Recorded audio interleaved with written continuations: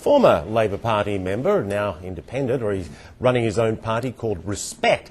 George Galloway joins us now, often a vocal critic of the government. George, happy day for you, sad day for the country. What do you think? You've been an ardent critic of Blair's involvement in the war in Iraq.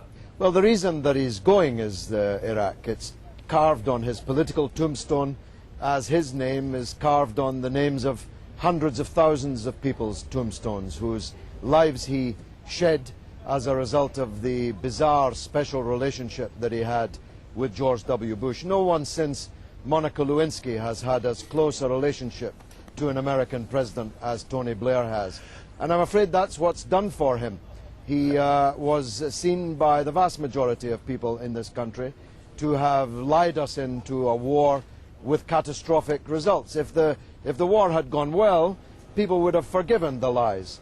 But it's gone catastrophically badly. So what then? Who watches CNN can tell. What then is his legacy? I mean, there've been some good things as well. The economy's in pretty good shape. Northern Ireland, we just watched that very historic event this week. Sure. Even Hitler built motorways, you know. It would be hard with 10 years in power, presiding over the fifth biggest economy in the world, and with 3 landslide parliamentary majorities, to have achieved absolutely nothing. In fact, he's achieved more than that. Ireland, the Scottish and Welsh parliaments, the principle of a minimum wage, though long established in the United States, even though it's in Britain at a poverty level, these are all feathers in his cap. But I'm afraid they're drowned in the blood of the hundreds of thousands of people who've been killed in the war in Iraq.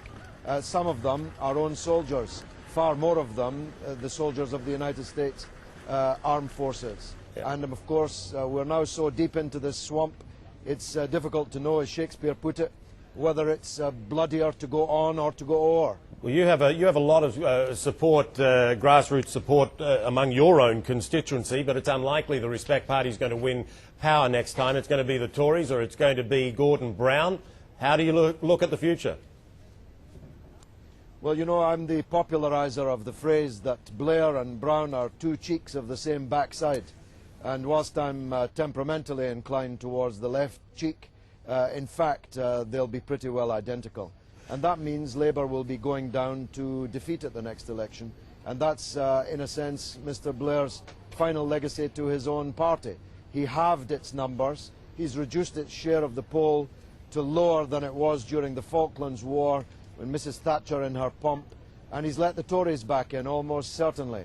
And Mr. Brown will get the Prime Ministership only in time to lose it, I'm afraid.